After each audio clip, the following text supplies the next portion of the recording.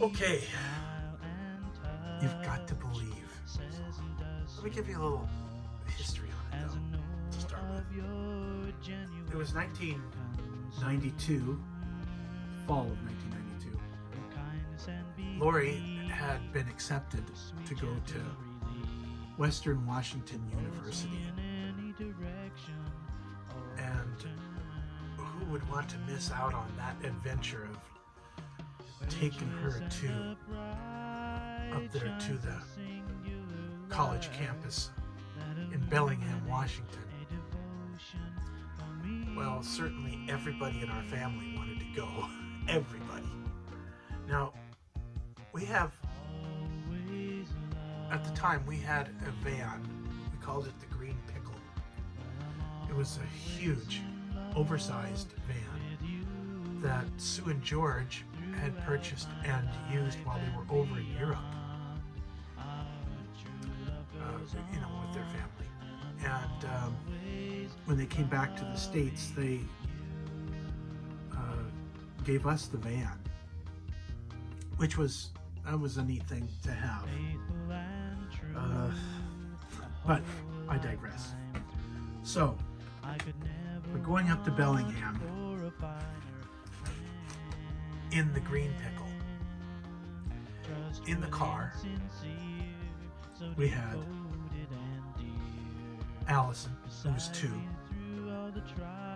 Spencer, who was 6, Stephen, who was 8, Ben, who was 11, because he had just had his birthday, Meredith, who was 13, who had recently had her birthday, Elizabeth was 14, Chet was 16, and Lori was 18. And that way we had seating. Obviously we had the 2 bucket seats in the front, and Lori was sitting in shotgun. Diane was back there, probably with Allison, because she was 2. So you can imagine. So usually Stephen, Ben, and Spencer would sit together and create chaos wherever they were at. But it was a fun chaos because they were. Anyways, I digress. So we're traveling up to Bellingham in the Green Pickle. I've got Lori in shotgun and I'm driving. And because Lori at that time had decided that she liked country and western music, and that was a good time to like country and western. There was a lot of good stuff that was out in the early 90s, late 80s. And as we're going up there, I don't know, maybe just when we got past Everett, I turned over to Lori and I said, hey, you know what? I could write stuff like that. And, we might have listened to a little bit more while Lori was thinking about what I had said. And then she turned to me. I think she even turned the radio down and she said, Dad, you should do that. You should write some songs like that. So for the rest of the journey up there, as I'm driving, I was thinking about the words to this song, putting it together. And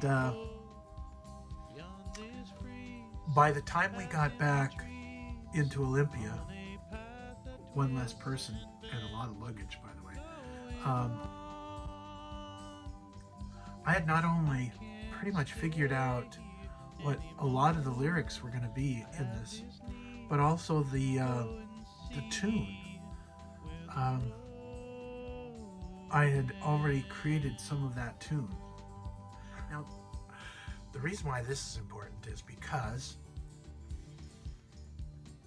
it was because of this one song that I decided that I was going to put out a country and western album in 92. And in fact, I had recorded enough material that I had 2 45-minute albums put together at the end of 1992 for this particular, maybe it was actually even in October or something. I don't know. I wrote a lot of different songs to go with this song to create this neat album. and I had too much material, so that I put all of what I felt were the best songs on the first album, which was called A Long Way From My Home. Very good material in that. And you've probably already watched the thing that talked about A Long Way From My Home, so I don't really have to expound on that too much. But I didn't want the second album to just have a bunch of, but it did pretty much have most of the leftovers except for the first song, which was You've Got to Believe. Maybe it was the best song out of both albums. Although A Long Way From My Home was a really good song, and it came dear to my heart because I had taken care of my Grandpa Scarborough, and I had gotten all that information from him, from the stories that he was telling me. This is not about that, though. This is about this particular album, or song, You've Got to Believe. So that was 1992, and now, fast forward a few years. I always wanted to re-record this song, but I had a lot of obstacles in my way, and I also had a lot of other material coming at me, and I was saying, well, I can always come back to that, but I need to do this, and I need to do that, and I need to do that. So it was all the way up until 2018 when I re-recorded this. By the way, this was one of the songs that I would play to the public out there when I did open mics or when I was performing in public, and this was a really good song. I digress, though. So, I recorded this song in 2018 on the album called Nevertheless. And then I took that same recording and I put it with an album called Love Songs for Her in 2021. I want it to be the finale song because it's a great song. It's a great song. Okay. Number 7, Cowboy. Garth Brooks. I chose Garth Brooks for this particular song because he was an inspiration to me back in 1992. He's one of the artists that I was listening to on the radio going up there, and also, and I've never been to any of his concerts, no offense. I think Chet has been to a couple of them. Chet really likes Garth Brooks. He was one of the reasons that we were listening to country and western after Lori went up to Bellingham.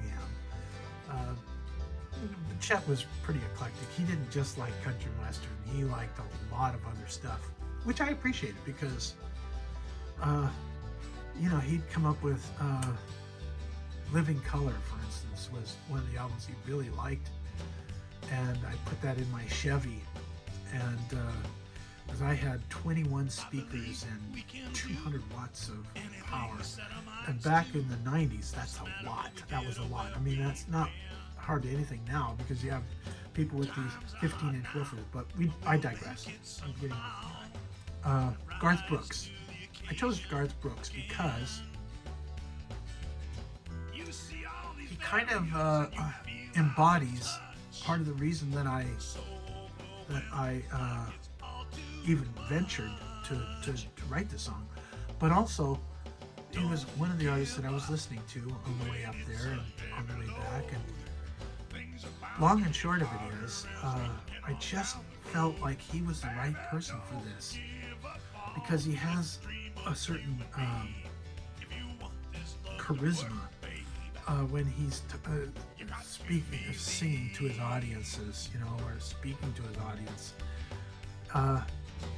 I could just see him doing the chorus, and getting excited about doing it. The chorus goes something like this. Don't give up when it's a heavy load. Things are bound to get harder as we head on down the road. Baby, don't give up on this dream of you and me. if you want this thing to work, babe, you got to believe. And that is something I think that he'll do very well. So there's a harmonica part at the end that I put in there.